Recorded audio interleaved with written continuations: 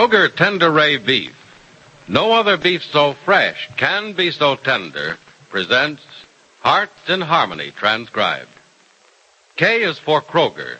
C is for cut. B is for beef. KCB means Kroger cut beef. And Kroger cut beef means more meat for your money. Yes, Kroger cut beef gives you more meat, less waste. And the reason is this. Before the meat is weighed and priced, the Kroger method of cutting beef removes excess bone, excess waste, and stringy ends. Mind you, that's before the meat is weighed and priced, which means more meat for your money. And it's top U.S. government grades of beef. It's tender, juicy, rich red, and marbled with just the right amount of flavory fat. Yes, in Kroger cut beef, you get a better value in top-grade beef. For example, take a specific cut of beef, say a Kroger cut chuck roast. Before the roast is weighed and priced, the Kroger method of cutting beef removes excess waste and stringy meat. That means you get a better value because you get more solid meat, only a minimum of bone. Yes, you receive more meat, less waste, whether you buy a steak or roast. So visit your neighborhood Kroger store soon. Get Kroger cut beef. It gives you more meat for your money.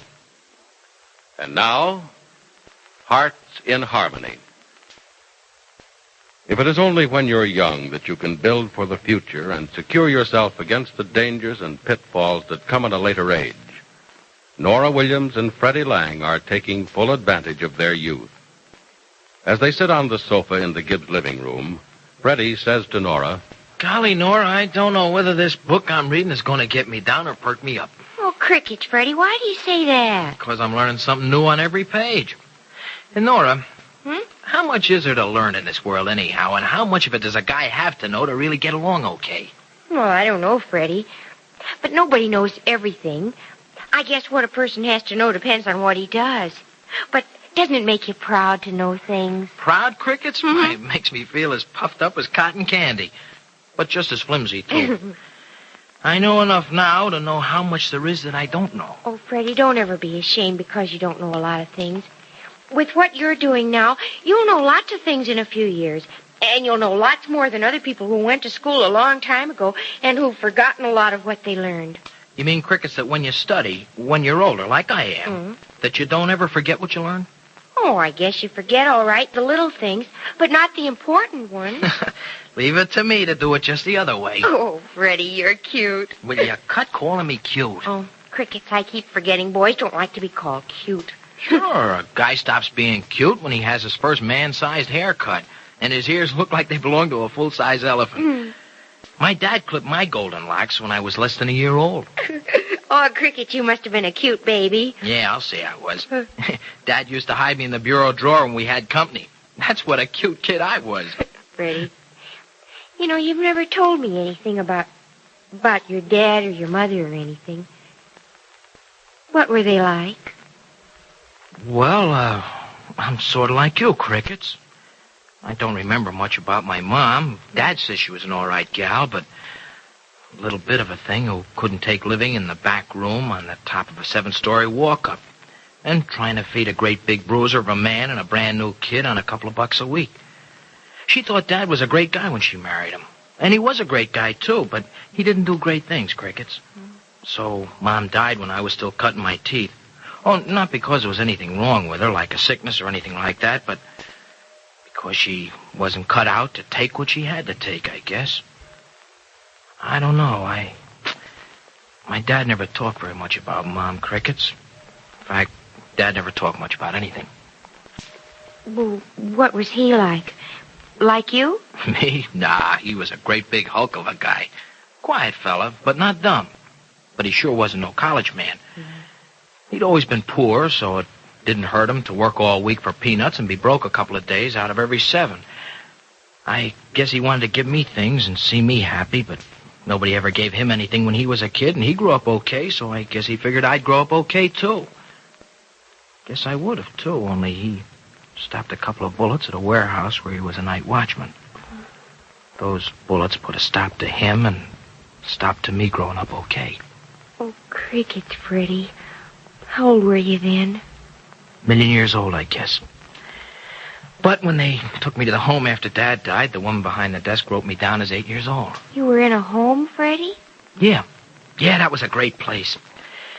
I thought the joint was just like a prison, Crickets. We never walked anywhere. We marched. And you never looked out the window without looking through bars, too.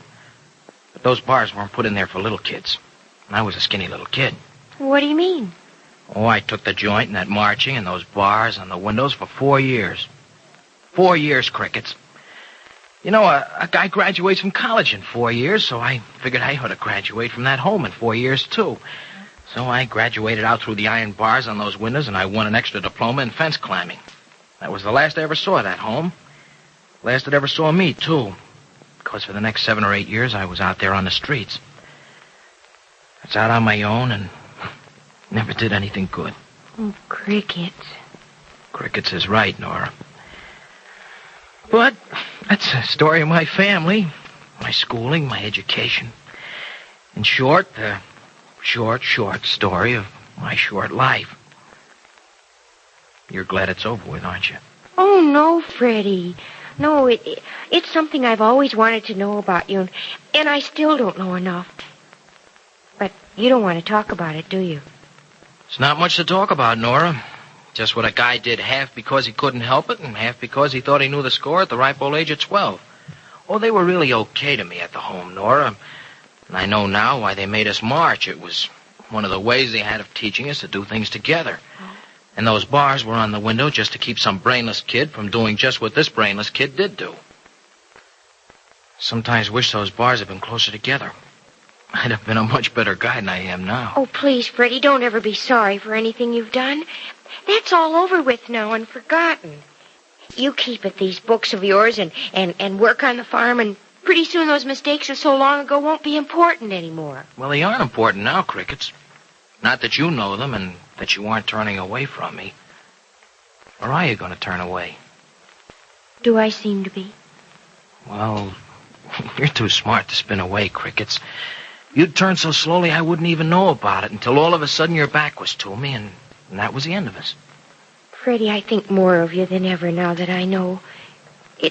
It makes you even more wonderful to me than you've ever been, and it helps me to want to make up for so much when I have a chance. I mean, if you'll ever give me a chance. Why, you've already made up for everything, Nora.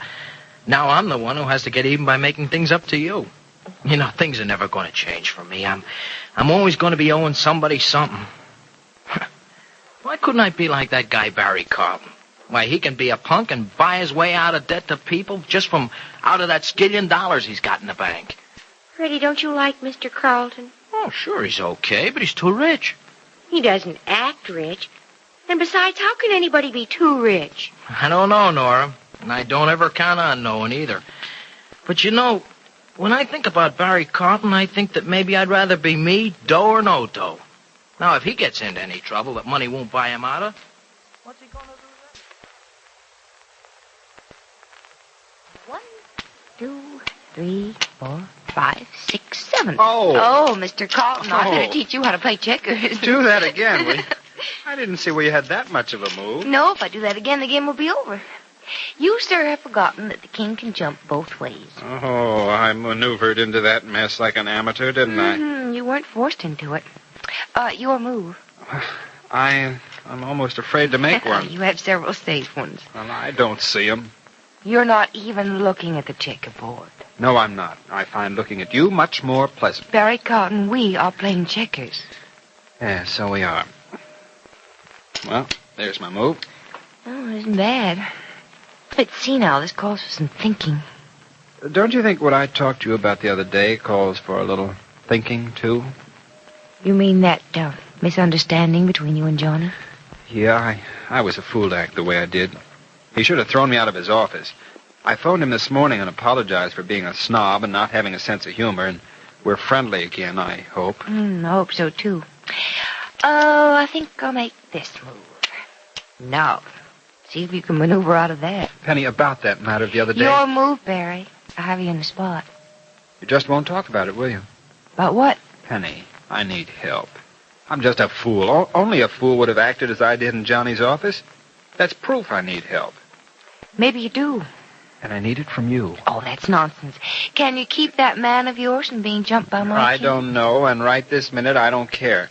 Penny, listen, I had a talk with your foster father the other day. I know, Barry. Jed told me what he said to you. And you know it was right, too, don't you? Every word he spoke.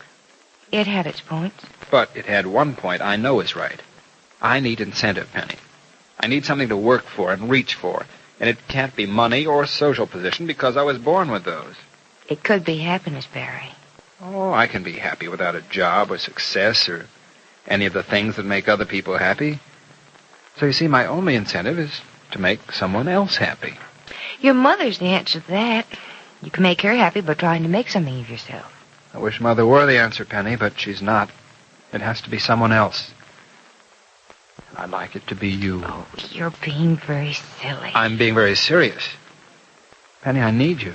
Corny as it sounds in the saying of it, I need you very badly. I need you as something to work for, something to keep plugging for. Listen, Barry, you're very sweet and extremely flattering, but you're also a little bit naive. What I mean is, why should you need me when you've only known me a few weeks? Why should I be the one you have to work for when we don't have anything in common? I don't know why, Penny. I'll admit I've known you only a few weeks, and I'll admit we have very little in common so far, but the fact remains you've been a strong and startling influence in my life. Strong to the point of changing me for the better almost overnight. And startling in the fact that I have known you only a short time. Penny, you mean something to me. And I want to mean something to you. Oh, Barry, you do mean something to me. You're a wonderful person. I like you. I like you as a friend. I hope I can always be your friend, but we're both awfully silly to think it can go beyond that. All right. If that's the way you feel about it, all right. But it's not the way I feel about it. And I'm going to do something about it, too. We're playing checkers, aren't we? Mm-hmm. We were. Well, we still are. I got one of your men that time. Think the next move is yours. Why is Barry Carlton so serious about needing Penny Gibbs? Is he trying to tell her that he's in love with her? And is it possible that Penny will someday be in love with him? Be sure to listen to the next dramatic episode of Hearts in Harmony. KCB. KCB. KCB means Kroger cut beef. And Kroger cut beef means more meat for your money. That's right. Kroger cut beef gives you more meat, less waste. Because before the meat is weighed and priced, the Kroger method of cutting beef removes excess bone, excess waste, and stringy ends. For example, if porterhouse steak is your favorite, you'll find that at Kroger's, you don't pay steak price for stringy ends and waste. The Kroger method of cutting beef removes the long, stringy end and excess waste before the steak is weighed and priced. But see for yourself by visiting your Kroger store. Notice that you get more meat, less waste, and it's top U.S. government grades of beef. Beef that's tender, juicy, rich red, and marbled with just the right amount of flavory fat. Remember, whether you buy a steak or roast, Kroger cut beef gives you more meat for your money. Ladies, remember, too, Kroger cut beef is available only at Kroger stores. Visit your neighborhood Kroger store and buy Kroger cut beef. It's delicious and juicy. Get Kroger cut beef and get more meat, less waste at your neighborhood Kroger store. Be sure to listen in tomorrow, same time, same station, for another absorbing transcribed chapter of Hearts in Harmony. It's Kroger for better values in famous foods. Yes, the wonderful foods you see advertised in Life magazine are featured in your neighborhood Kroger store. Shop at Kroger for better values.